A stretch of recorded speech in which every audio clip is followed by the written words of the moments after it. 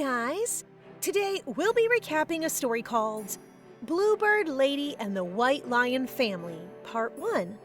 Please like the video and subscribe to the channel. It helps us a lot. Enjoy! Shupena is experiencing the most distressing moment of her life as a scene unfolds before her. She doesn't even know how it even came to this point. The man she has feelings for since childhood is accusing her of liking another man. Shupena was 10 years old when she realized she had reincarnated as a bird in the world of a novel. Currently, she is doing errands for her sister. As she performs her duties, she encounters a wounded cub. Despite her small and frail body, she does her best to nurse him. Due to exhaustion, she falls asleep while caring for the cub. When she wakes up, there is no sign of the little lion. Frustrated, she wonders why the cub is so ungrateful. Shupena suddenly recalls her previous life. Apparently, she used to be a fan of novels. That's all she remembers. All memories related to her previous life are gone, aside from the content of the novel she's reincarnated in. Unfortunately, she reincarnated as the least favorable character, the villainess Shupena. An introverted bluebird, she's particularly obsessed with the main character of the lion family. Shupena's sly tactics resulted in a fixed marriage between her and the male lead, but the marriage was a disaster. The lion family couldn't accept a mere bluebird and wanted an eagle. Eventually, she found consolation from her soon-to-be husband, Ricador Chadwick. She confused her loneliness with her longing for her husband, but in the end, this only put Ricador in pain. When Ricador returned from war, he brought home the heiress of the deer family and started developing feelings for her. Jealous, she did everything in her power to obstruct their relationship. In the end, she was abandoned and killed by the lion family who had detested her ever since. As Shupena's thoughts recede, she broods about the fact that she's still frail and unable to transform into a human, which would allow her to flee someday. 3 years later, on a winter day, she is tasked by her sister to gather strawberries. Fortunately, Shupena is now capable of transforming into a human. Shupena is the only bluebird born in the Eagle clan. Naturally, many disapprove of her existence. She has to endure the bullying of her family and relatives. Knowing that strawberries don't ripen in winter, Shupena's sister tortures her by making her run errands. Acknowledging this, Shupena transforms into a bluebird and decides to deal with her sister. Upon arrival, Shupena encounters her sister, who doesn't hesitate to flick her away. Her sister says that she's lucky because the head of the lion clan is seizing their empire. Shupena thinks that the story from the novel is about to take place. However, she's confused by the different series of events that are beginning to unfold. On their way to escape, they encounter a furious lion. Her sister quickly throws her towards the lion. As she accepts her fate, she's confused as to why the lion is just staring at her. After being thrown at the lioness, she notices a crown emblem, indicating that this is Khan Chadwick, the leader of the lions and the male lead's mother. In the novel, Khan was known for her unparalleled powers. Realizing the gravity of the situation, Shupena quickly raises her hand in surrender. To her surprise, Khan licks her as she would her own cubs and projects friendly thoughts towards the bluebird. Despite Shupena's efforts to reciprocate the friendliness, there's still a clear miscommunication between them. Khan then takes Shupena to the Eagle clan leader's office, where Shupena's father is tied up. As Khan instructs another lioness to play with Shupena, the bluebird believes this is where the novel's events will unfold, with her father selling her out to the lion family. Each animal clan in this world has a specialty, with the Eagle clans being tracking. Despite knowing this, Shupena attempts to escape while pretending to cooperate, but she's quickly caught. She realizes that even a successful escape would be futile, as no place would accept a bluebird prophesied to bring bad luck. Resigned to her fate, Shupena decides to follow the course of the original novel, hoping to make amends and prevent a terrible end for herself. Meanwhile, Shupena's father apologizes to Khan for his prior actions and offers a hefty offer along with his daughter. In reality, this proposal is part of a strategic plan to remove Shupena from the family.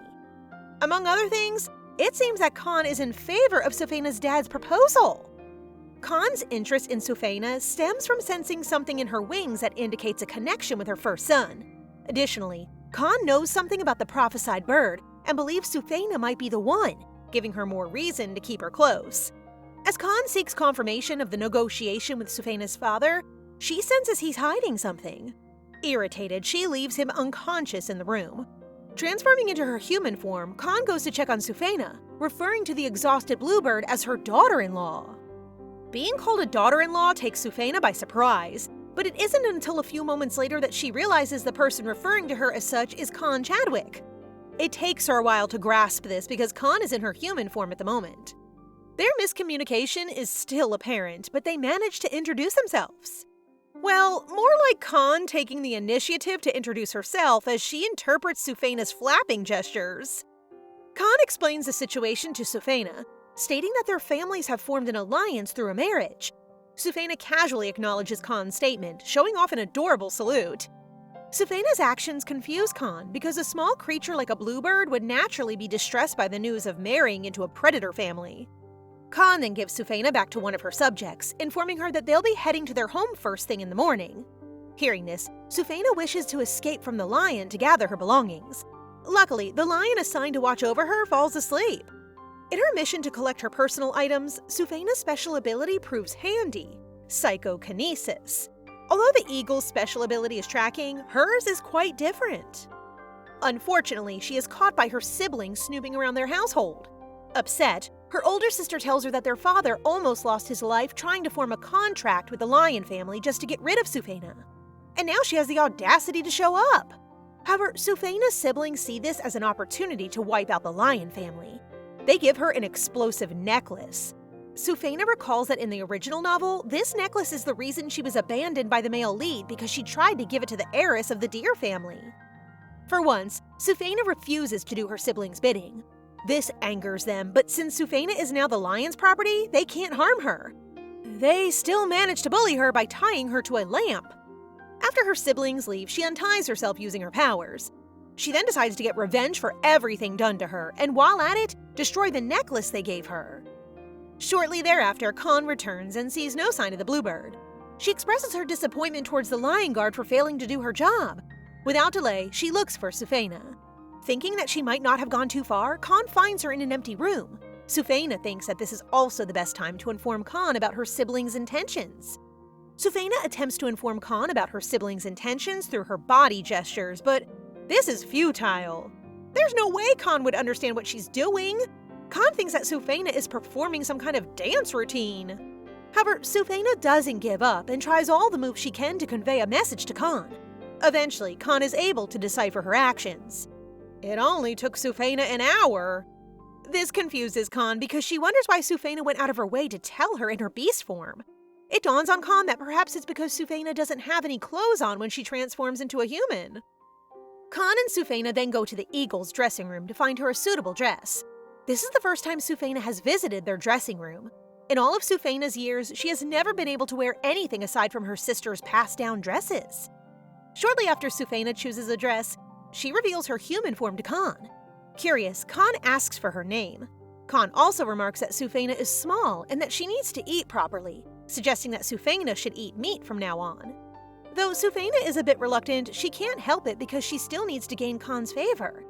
After their conversation about food, Shupena asks if she could have the necklace from earlier, which confuses Khan. Shupena explains that she just wants to get revenge against her siblings. She promises that she won't do anything reckless.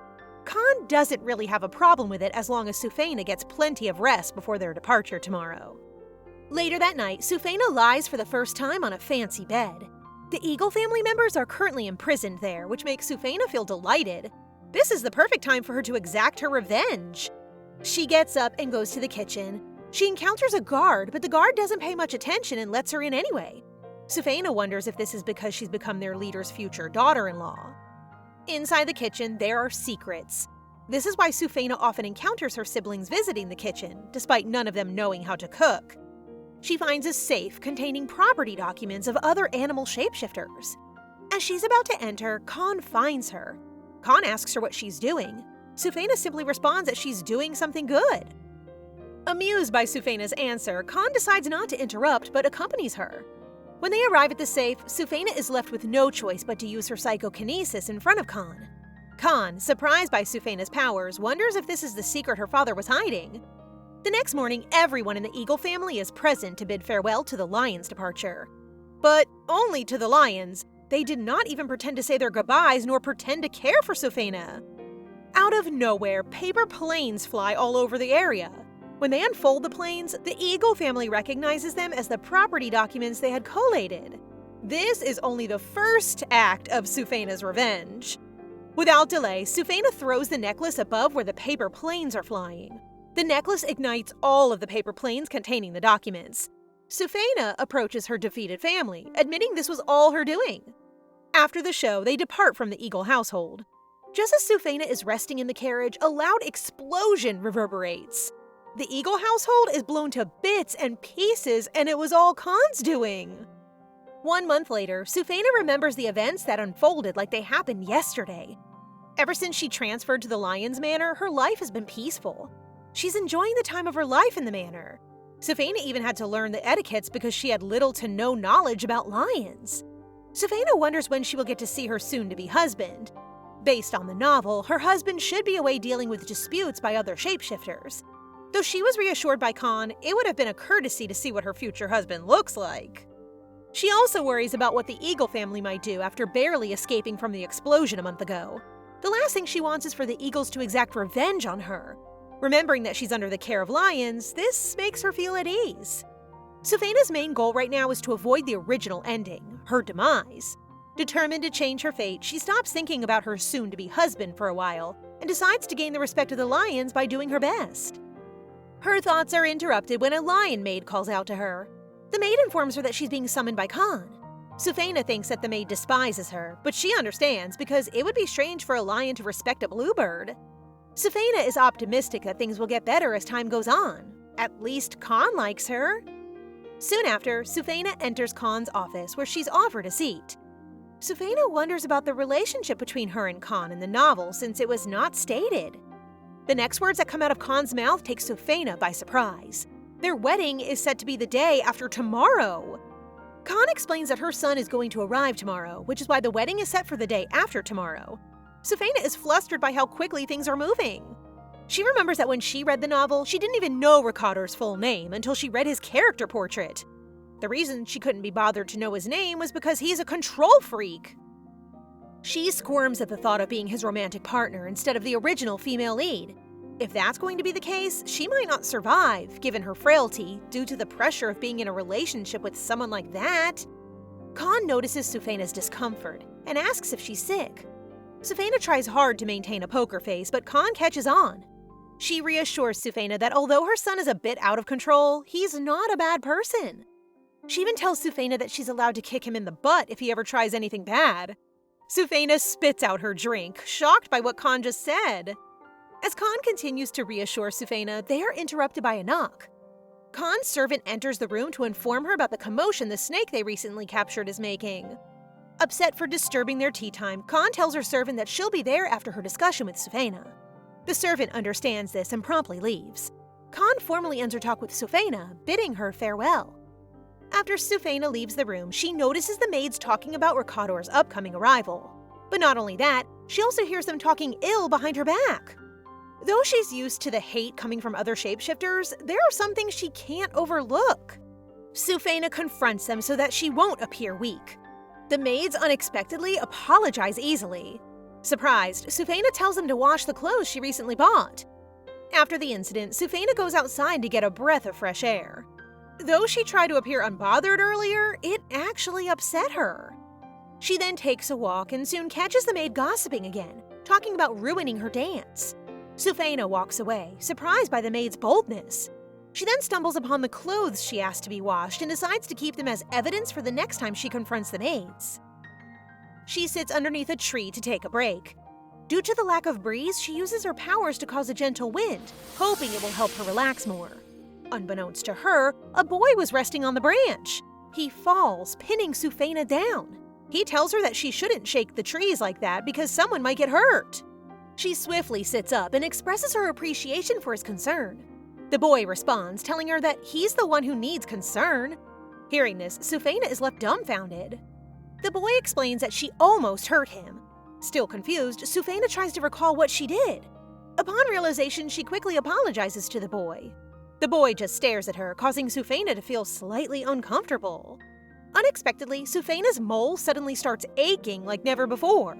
The boy continues staring at her. Annoyed, Shupena asks if he's all right. The boy unashamedly lies, saying that he fractured his arm. Having had enough of his antics, Shupena apologizes to him once again and promptly storms off, leaving her laundry basket. The boy inspects his right palm, revealing a glittering mole. He is indeed Khan's son, Ricador Chadwick. Upon returning to the manor, she wonders who that guy could possibly be. The features of the boy are exclusive to the White Lions, who are members of the family. Shupena, restless, circles around thinking that she should know who that boy is but can't seem to put her finger on it. Shupena wonders if the reason she's so uneasy is because of the possibility that her powers might have been discovered by someone else. Realizing that crying over spilled milk is futile, she instead thinks about the maid's plan to ruin her first dance at her wedding. The reason why the dance is so significant is because the Lions believe that a flawless waltz between the two newlyweds ensures a successful marriage. If someone, like the maids, were to do something reckless, it would be ingrained in everyone's memory. Shupena is determined to make the wedding as flawless as it should be in order to avoid her doom. She plans on learning more about the maid's plan so that she can avoid it from coming to fruition. She tasks them with taking care of her wedding dress, giving them an easier way to ruin the wedding instead of opting for a more elaborate plan. The wedding dress is no cause for concern since she's got plenty given to her. Shupena transforms into a bird to rest efficiently. As she falls asleep, she remembers the familiar scent of the boy, which is quite similar to Khan's. At the dinner table, Khan welcomes her son, revealing the boy from earlier. Knowing her son, who rarely gets excited, Khan assumes that his early arrival is due to his excitement to see his bride. However, Shupena seems to be late. Ricador suggests fetching her himself, but Khan declines and wants to check on her herself. Shortly, Khan arrives at Shufena's room. After knocking a couple of times and receiving no answer, she enters the room to see Shupena sleeping soundly. She initially thinks that Shupena is sick, but upon closer inspection, she feels relieved. Khan tries to wake Shupena up, but she refuses to get up, leaving Khan with no choice but to bring her to the dining table in her bluebird form. Ricador even comments why she's bringing a cotton ball. Khan puts Shupena beside Ricador. Curious, Ricador touches her, causing Shupena to wake up. She wonders how she ended up at the dining table. She recognizes Ricador as the boy in the portrait, but not yet as the boy from earlier. As Ricador introduces himself, Shupena also recognizes his voice from somewhere. When realization finally dawns on her, she is left confused because she thought her fiancé was supposed to arrive tomorrow. Khan explains that since Ricador arrived early, she plans on introducing them sooner. Shupena is worried that she might have made a lasting impression, as she only plans on having a shallow relationship with him and divorcing him eventually. She decides to ignore him. Ricador tries to build a rapport, but he's only greeted with a cold response. Khan even tells Ricador that Shupena doesn't seem to be interested in him. The entire time Shupena is eating her meal, Ricador just stares at her. He even has the audacity to accuse her of staring intently. Realizing that this is just one of his antics, she tries to tell Khan that she's being conned. Ricador seems to be more cheeky than he lets on as he teases Shupena to the point of embarrassment. His mother, Lady Khan, chides him, ultimately dismissing both Ricador and Shupena from the dinner table and straight to bed. By his mother's insistence, Ricador escorts Shupena back to her room. As they walk, he becomes curious about her ability. Can all birds do psychokinesis? Shupena, although in her bluebird form, flaps her wings around in response that it's exclusive only to bluebirds.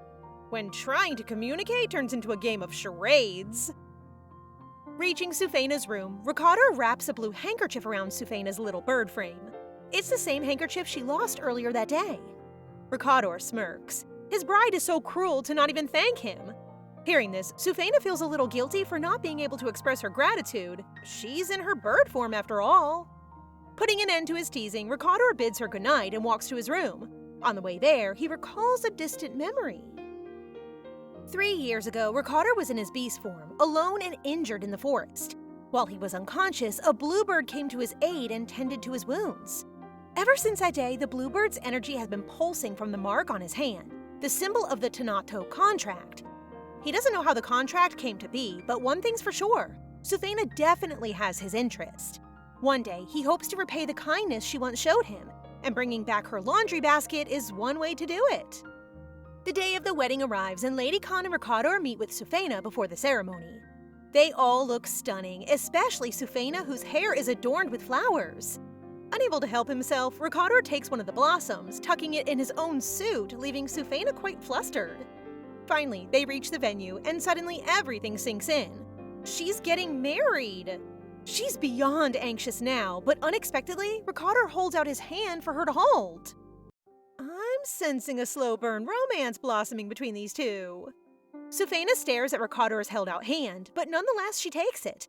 After all, it's his gesture of escorting her to the altar, and it would be rude not to accept. As the two walk down the aisle, Shupena won't admit it, but holding his hand has put her at ease for some reason. We all know where this is going. Meanwhile, Lady Khan makes her way to the guest tables, warning them not to cause any trouble for the day. The ceremony ends, and the ring is a perfect fit on Shupena. She's officially a member of the Chadwick family now, something she should regard with pride. But as the crowd erupts in cheer for the newlywed couple, one of Shuphena's maids makes a scene. A glass of juice in hand, the maid pretends to stagger, hoping to spill the drink on Shupena. But quick as ever, Shupena uses her ability to force the drink to fall onto the maid instead. The maid ends up falling, breaking the glass right by Shuphena's feet. As if on cue, another maid comes to Shuphena's aid, bending down and checking her feet for any injuries. However, Shupena notices her hand sparkling, and the maid quickly scurries away. What could she be up to? It then dawns on Shupena that the third maid is missing. An odd thing, since those three maids are always together. She scans the area and vaguely sees the third maid stoop down by the grass. When it becomes obvious that Shupena is looking for something, or someone, Ricador offers to help her, but she merely dismisses his offer with a smile. Suddenly, a snake comes slithering in Shuphena's direction. She remembers the mention of a snake being found a few days ago. Could it be the same one? She thinks of a way to evade the snake. They're a bird's worst enemy after all. But it's a little too late because the snake bares its venomous fangs and lunges at Shupena. Panicking, she uses her ability in front of everyone, catching the snake in midair. Luckily, Ricador has blocked her from the crowd's view as he drew his sword in an attempt to exterminate the snake. Caught, the snake begins to speak through telepathy, begging for mercy. It only approached Shupena because of the sparkling crumbs on her shoes. When he mentions his young age, the snake becomes confident that Shupena will spare his life. But to his dismay, Shupena promises to end him painlessly. No, she doesn't mean that.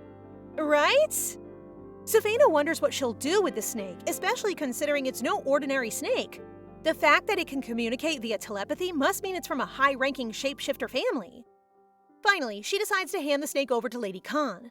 But when she reaches her, the snake becomes limp, fainting at the sight of the matriarch of the lions. The crowd then erupts in praise, amazed by Shupena for catching the snake. She's definitely brave for a little bluebird. Moving on from the commotion, Ricador approaches Shupena. They still have their couple waltz coming up. He guides her to the dance floor, suggesting that she hold his hand tighter in front of everyone. So far, so good. The two glide across the dance floor with ease. That is until Shupena accidentally steps on Ricador's shoes. To her surprise, he doesn't mind her mistake. Instead, he asks about her ankle. Apparently, stepping on another person's shoes mid-dance puts strain on the ankle. As the second waltz begins, Shupena finds herself staggering forward. But like a knight in shining armor, Ricador quickly steps in, catching her before she falls face first. She barely croaks out a thanks when Ricador asks permission to hold her tighter. Not for any romantic reason, but because he thinks Shupena is too clumsy at dancing. The two bow to each other, making the end of the dance. Shuphena's been receiving a lot of help from Ricador lately, from bringing back her laundry basket to guiding her as they dance. Maybe he doesn't hate her like how the original novel plays out. From a distance, Lady Khan observes Ricador and Shupena. A look of pride painted on her face. However, she thinks of one thing. How will she deal with the snake? The initial plan was to send it back, especially since it's likely a child of a high-ranking family. Now that it's caused trouble, Lady Khan can't be careless, especially that Shupena could have been hurt. I love how much she looks out for Shupena now. Best mother-in-law out there! The maids definitely went too far with this stunt. Perhaps assigning such feisty lions as Shuphena's maids was a bad decision. Lady Khan had thought that it would make Shupena acclimate to the lion pride faster, but it doesn't seem to be going too well. Still, one thing is for sure, she definitely brought home a one-of-a-kind daughter-in-law. At this point, guests have come to personally congratulate Ricador and Shupena. But when a man comes forth and repeatedly ignores Shupena, she finds herself retorting back accordingly. Shupena hands him a token of appreciation, desserts with medicinal herbs that improve vision. After all, someone who blatantly disregards her as if she was invisible must have poor eyesight. Or prejudice against creatures of lower standing. Yes, Queen, put him in his place! The man is beyond insulted, but he doesn't escalate the issue, especially since everyone's gaze seems to be fixated on him for trying to argue with the bride. As the man leaves, Ricador turns to Shupena, impressed with how she handled the situation. Alas, the event has come to an end. As all the guests leave, Shupena spots the three maids huddling near the table. Looking back at the incident, it's obvious that everything was staged.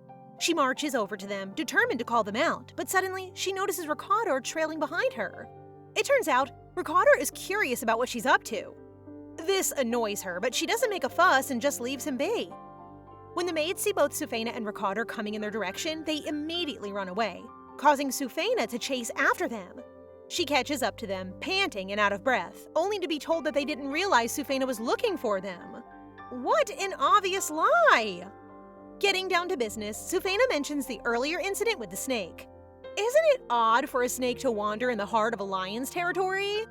Her question is laced with cold implication. It's almost as if someone had purposely brought the snake there. Although they say nothing, the maids' faces show nothing but guilt at being caught red-handed. Unwilling to admit to anything, the maids excuse themselves under the pretense of tending to other chores. As they leave, Shupena uses her ability to empty one of the maid's pockets discreetly. She had noticed that the maid was hiding this bag earlier. Suddenly, Ricador speaks, telling her that she's holding a calypso tree bark powder, something that snakes adore. Shupena would have asked more questions, but her ankle throbs with excruciating pain, causing her to topple over. She pulls herself up, but she's shocked to hear Ricador offering to give her a piggyback ride. Shupena looks at Ricador intently, unsure of how to respond. But cheeky as ever, he gives her a counteroffer. Either hop on his back or be carried in his arms. Girl, you got more restraint than me because I would have just jumped into his arms. Shupena blushes profusely as Ricador carries her on his back as they head inside. Somehow, she thinks he's dependable in all ways. At first, he seemed odd, but given all the times he's helped her, Shupena thinks that maybe it would be alright to befriend him after all. It won't do her any harm if they become close. She just has to make sure to make herself scarce when the female lead of the novel arrives. Mustering all her courage, Shupena tells Ricador that they should be friends, only to be met with an immediate no. Biting the inner corners of her cheek, Shupena can't believe what a blow to her pride that was. Curious, she asks why he's against being friends, but Ricador has nothing to say. Finally, they arrive at a huge double-door room, and Shupena argues that it's the wrong room. But to her dismay, Ricador tells her that they'll be sharing rooms now that they're married. As soon as Ricador settles Shupena on the bed, he immediately grabs the first aid kit to bandage her sprained ankle. Acts of service is definitely his love language. Lions are known to possess the ability to push physical strength beyond their normal capacity, but if they overdo it, they could injure themselves in the process. That in mind, Shupena wonders if that's why Ricador is so skilled at first aid. In the original plot, Shupena and Ricador were never friendly to begin with. The current Ricador she's with is far from the one in the novel. He's actually quite sweet and caring. She smiles to herself, determined to repay his kindness someday. Suddenly, a maid comes into their quarters, bringing Shupena the hot chocolate she asked for earlier that day.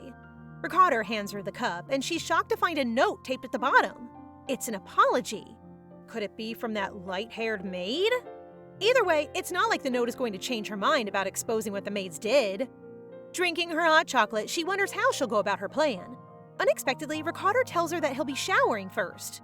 Something that causes Shupena to spit out her drink. Why would he bother to tell her something like that? You can't be thinking dirty thoughts, are you, Shupena? For some reason, Shupena overthinks what Ricador had just said. Why is she flustered all of a sudden? She hides under her covers, her face a deep red. Just in time, Ricador finishes his shower, coming out dressed in pajamas adorned with red pandas, an outfit that Shupena wasn't expecting. Okay, girl, tell us straight. What were you expecting? Embarrassed by her own thoughts, she quickly excuses herself to bathe too, unnecessarily emphasizing how cleanliness is important. What a stupid thing to say, she thinks. Crouched on the bathroom floor, she overthinks their interactions, noting that she always ends up saying weird things when he's around. While soaking in the tub, Shupena takes her time reflecting on what an eventful day she just had. She's about to get out of the bath when suddenly she feels all weak, the fatigue from the day hitting her all at once. Her exhaustion makes her revert to her beast form, but her little wings can't flap amidst all the water and bubbles. She's drowning! She chirps loudly, hoping to call for help. Ricador hears her wail from the bathroom and immediately realizes something's wrong. He barges in, catching sight of a tiny bluebird barely staying afloat. Fishing her out of the tub, he flops down on the bathroom floor as he tries to dry her. She should really be careful next time. Curious, he wonders why she wasn't in her human form.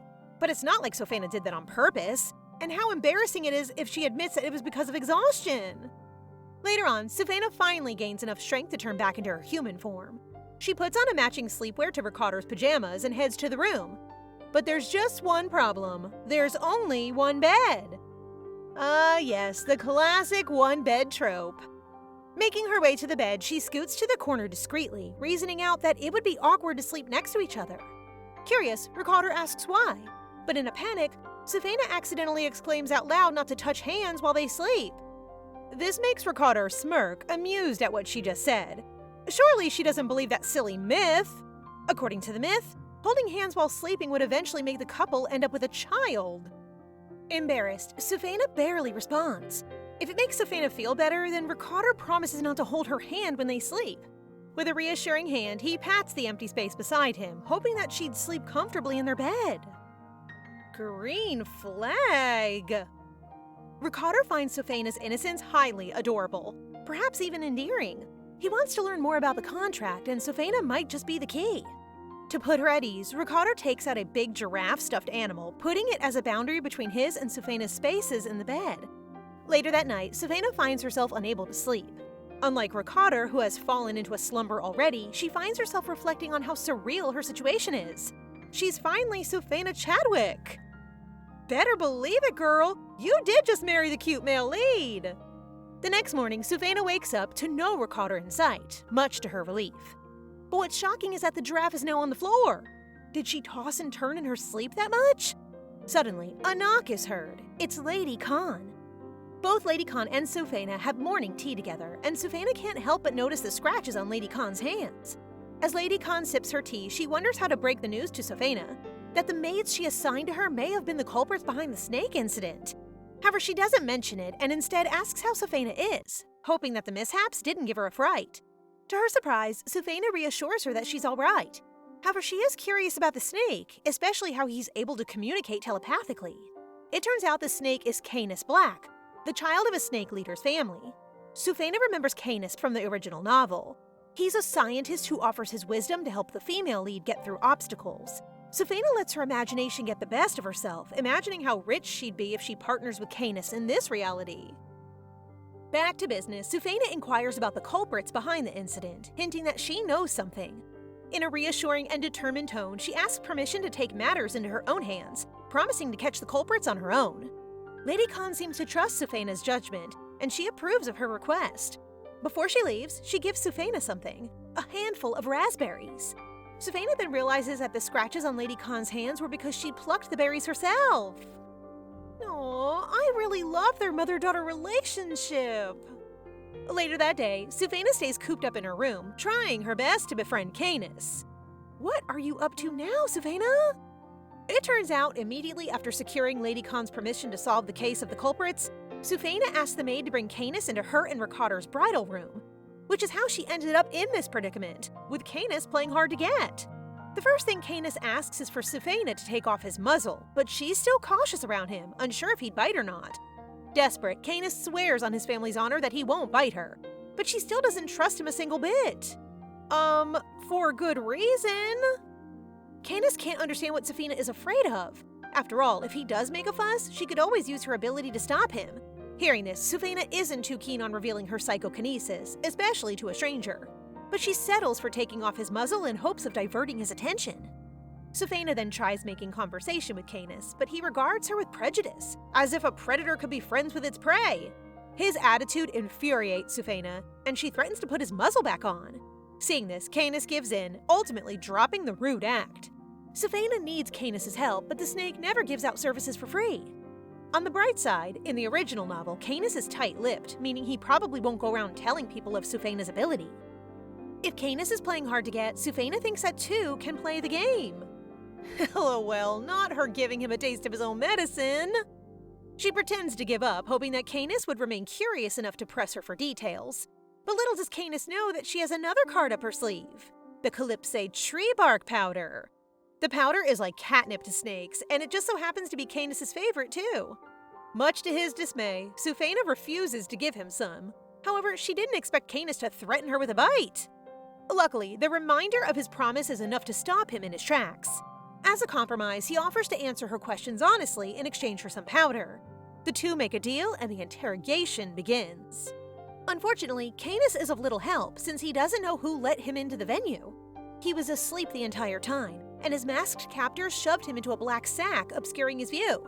However, he can help with the investigation. Snakes are known for their great senses. Canis tells Shupena that he can recognize the culprits based on their scent and voices. All she has to do is bring the suspects. Satisfied with his help, Shupena offers him the powder as thanks. But she doesn't give him the entire thing. After all, they haven't caught the culprits yet. This makes Canis slither around, visibly annoyed by Shupena's double-crossing. I'd be mad too, honestly. Suddenly, Ricador enters the room, and he doesn't look too happy to see Canis there. Ricador steps into the room, noticing the sharp scent of the reptile. His eyes meet Shupena, and a tense silence lingers between them. She wonders if he's upset that she brought the snake into their space. The atmosphere remains heavy as neither of them speaks. Come on, Ricador, it's not like she brought in a dragon. Canis slithers behind her neck, his presence adding to the unease. He mischievously suggests something to break the awkwardness, but his words only add to Shuphena's frustration.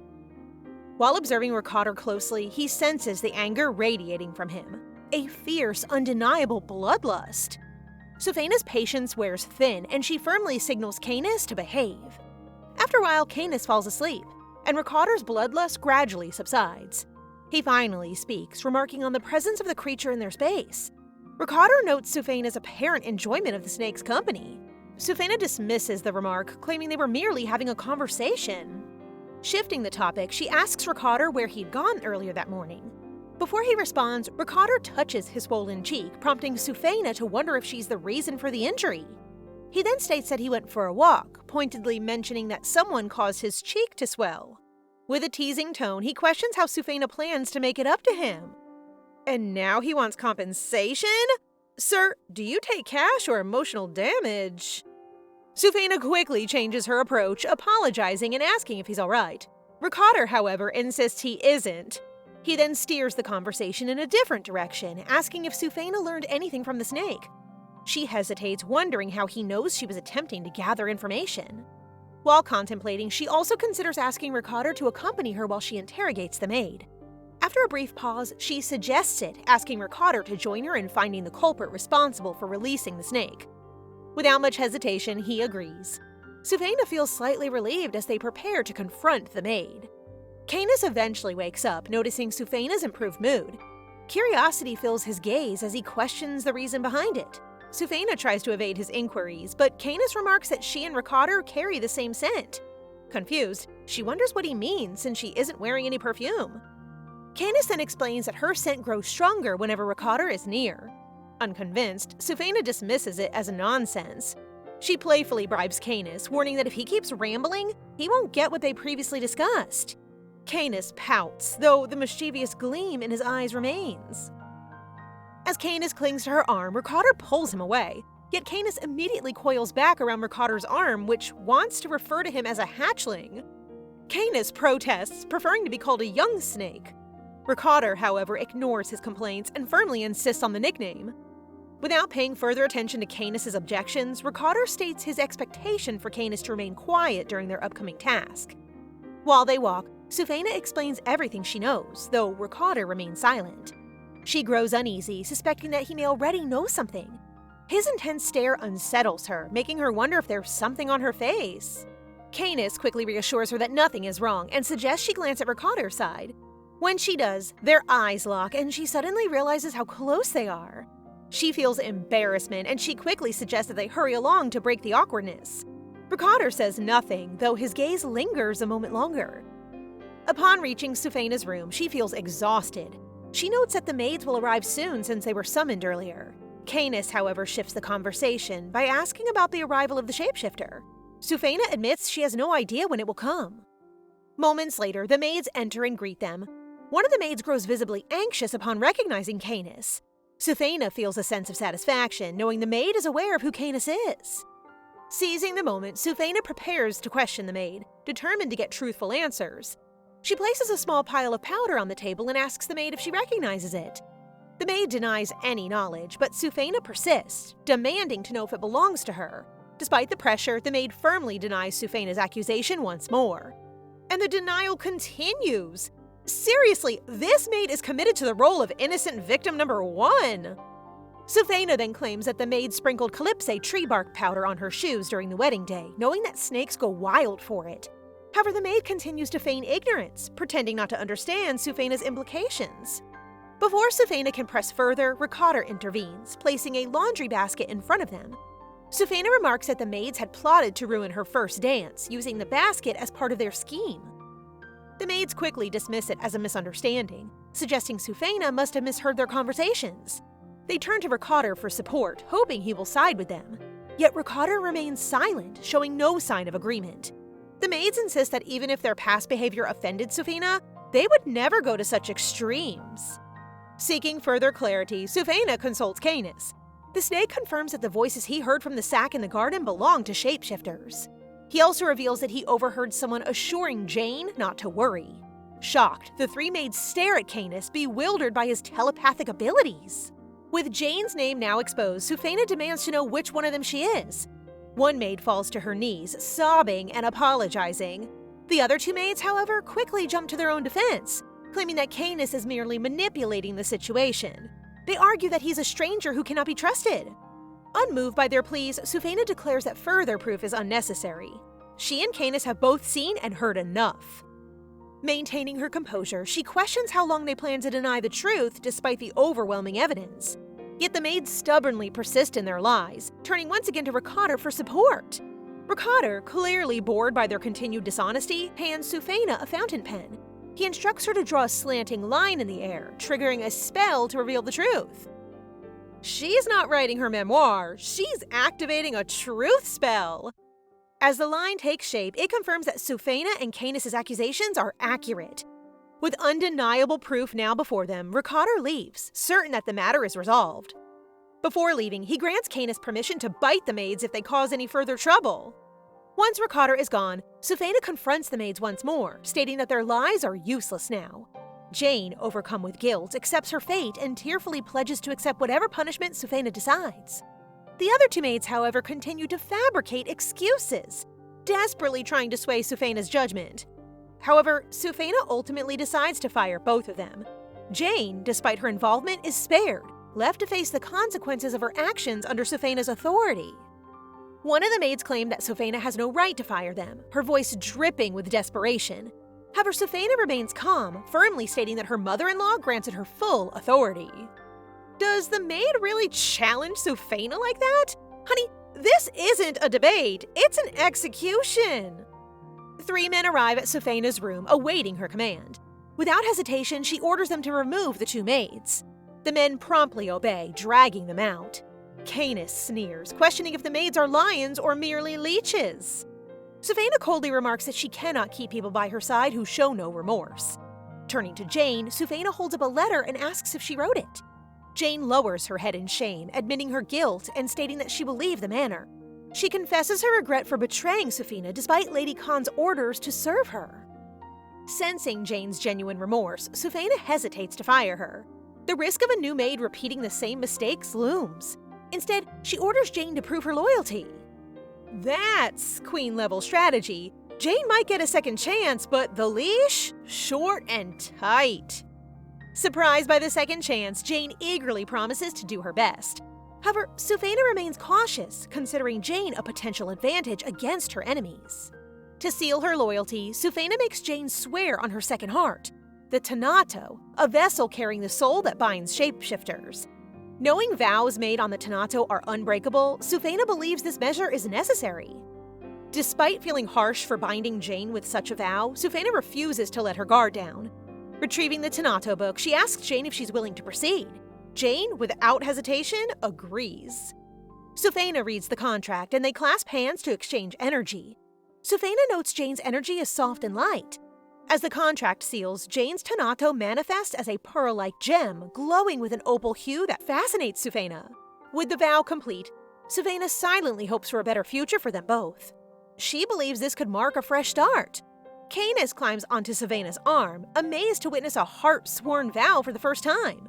He admires Jane's glowing Tanato gem with curiosity. Grateful for Canis' help, Shupena rewards him with the powder, yet Canis remains distracted by Shuphena's scent, which now resembles moonlight.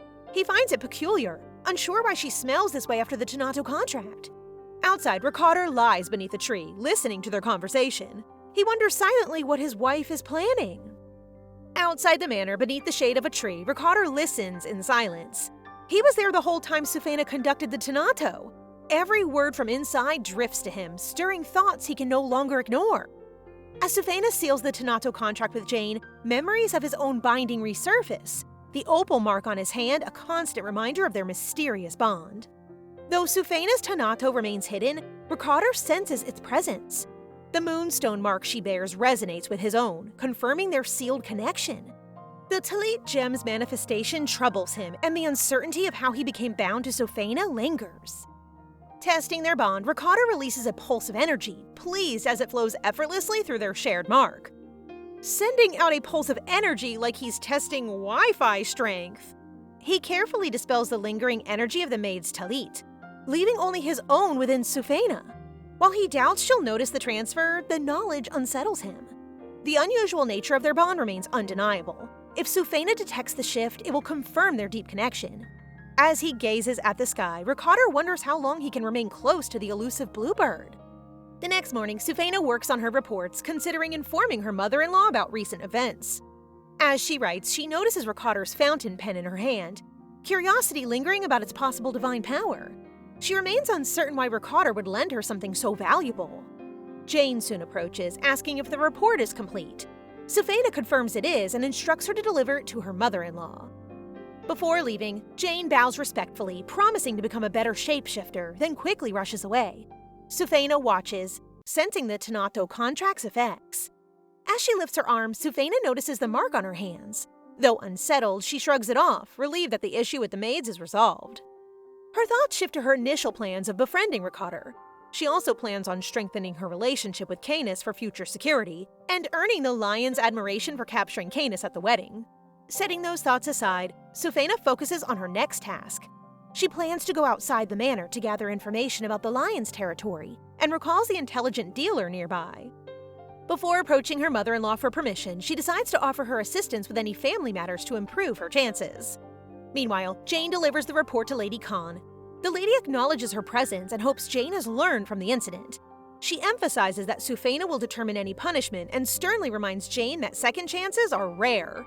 After Jane leaves, Lady Khan reads Shuphena's report, her curiosity overcoming her initial indifference.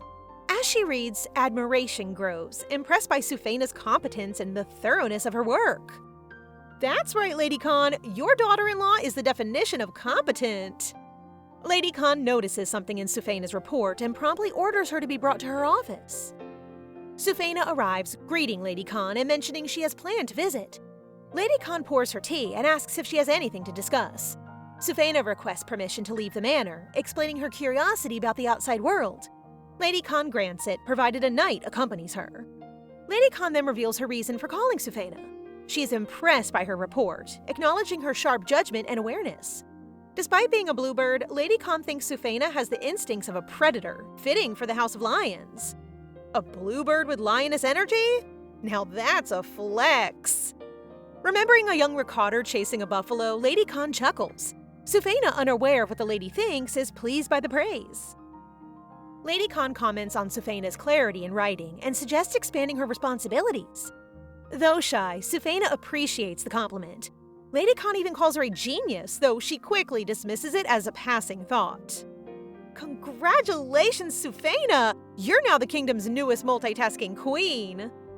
Ricador soon arrives, and Lady Khan seizes the moment to assign them a task. She explains that during autumn, the lions patrol high-security zones. She wants Shupena and Ricador to oversee the crops and detect any malicious energy. Moreover, with the banquet host absent, she assigns Shupena to handle the preparations. Not one, but 2 missions. This bluebird's about to fly straight into the lion's den, and it's going to be glorious. Although Lady Khan could rely on trusted subordinates, she wants to see Shuphena's potential. Ricador is appointed to assist, offering a chance for the couple to grow closer as they take on these responsibilities together. Later, Shupena and Ricador visit the library to gather books for banquet preparations. Ricador suggests using previous practices as a guide. Curious, Shupena asks who typically handled the planning before. Ricador reveals it was his older sister, Ririella Chadwick, known for her ruthless nature. Shupena grows anxious, fearing Ririella's reaction to her doing the preparation. Girl, it's fight or flight, and we're all rooting for fights. Ricador reassures her that his sister will be relieved to have one less responsibility. He also notices that Shuphena's being anxious, so he suggests taking a break. As they walk through the manor's garden, Shupena admires its beauty under the night sky. Suddenly, fireworks burst above, stunning her. Ricador smiles, urging her to enjoy the view. Shupena, mesmerized, asks about the occasion. Ricador explains the supermoon will rise in 2 days, a significant event for lion shapeshifters who serve the moon. She wonders if it is a manor tradition, and Ricador teases her that her eagerness to go downtown may be connected to the festivities. Shupena quickly clarifies that she simply wants to see the town, as she hasn't visited it before. Ricador offers to accompany her, and reminds her of the banquet tradition to present a symbolic object as a gesture of goodwill. Shupena is determined to find something meaningful that reflects her abilities as a planner. When Ricador questions whether she truly wants him to come along, Shupena playfully says that she will buy him a fancy cookie to prove her sincerity. As he is convinced, Ricador agrees to join her for the trip downtown. The day of going downtown finally arrives, and Shupena is filled with excitement as she shares her plans with Canis. She warns him to behave since she's bringing him along, and he eagerly agrees. She reminds herself of her 2 main goals, finding a banquet gift and meeting an intelligence dealer. 2 missions, 1 fierce Shupena? Easy peasy, right? Ricador then asks if she's ready, and they set off. Upon arriving downtown, Shupena focuses on finding the perfect gift. Determined to choose something unique, she decides to visit a flower shop. She asks Ricador if flowers are a common gift, but he remarks that lions usually dislike fancy flowers. Despite that, Shupena enters the shop, recognizing some of the flowers on display. One particular bloom catches her eye, though she can't recall its name. Canis identifies it as a Roniax flower. The shop owner, noticing them, apologizes for not greeting them earlier. He excuses himself, explaining he needs to discard the Roniax flowers since they're unsellable.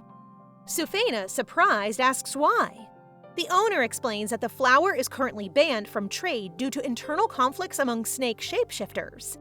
Shupena recalls that the Roniax flowers emits a strong, pungent odor, detectable only by lions due to its lightning-imbued properties. She wonders if purifying the flowers could transform them into a suitable and symbolic gift. Before the owner disposes of them, she asks Ricador about their budget. He assures her they have enough funds for her plans. Deciding to purchase all the Roniax flowers, Shupena secures the gift. On their way home, Canis protests, wanting to stay out longer. Ricador, noticing her enjoyment, agrees to a short break. As the sun sets, they find a spot to sit and relax. Shupena, satisfied with the day, reflects on how much fun she had. She also managed to meet the intelligence dealer, completing her tasks. Curious, Ricador asks her why she chose the Roniax flowers. Smiling, Shupena explains that she plans to give one to him when they watch the moon together. Handing him a flower, she says it symbolizes their friendship. Ricador's expression is practically screaming, "That's not how friends work!" Ricador watches Shupena, thinking her efforts to be his friend are unnecessary. If she confessed her feelings, he wouldn't reject her. Her insistence on friendship leaves him confused. He asks why she wants to be his friend, and Shupena says it's because he's been kind to her. Ricador then asks if she remembers saving a lion 4 years ago.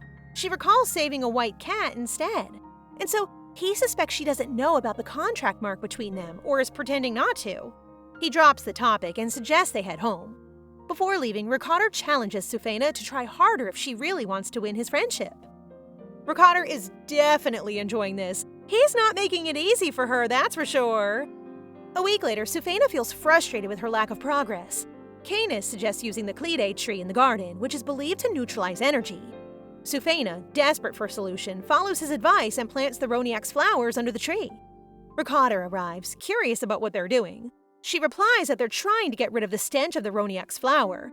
Canis continues to instruct, which he says that she needs to use her Talit powers to speed up the purification process. Though uncertain, Shupena decides to try. Despite her nerves, Shupena is determined to go through with it, and Ricador offers to help. They hold hands and channel their Talit energy into the tree. The Roniak's flowers change color and their foul odor disappears. Shupena, relieved and overjoyed, picks a purified flower and gives it to Ricador as a symbol of friendship. Ricador accepts it, commenting that the flower suits her. Though he says nothing more, a small smile forms as he carefully tucks it away. Friendship may be the goal, but this moment, definitely something more. So guys, what do you think of this story so far? Please subscribe and turn on notifications for updates on this and all our other stories, so you can be the first to find out when they're out. Thank you so much for your support. See you in the next one!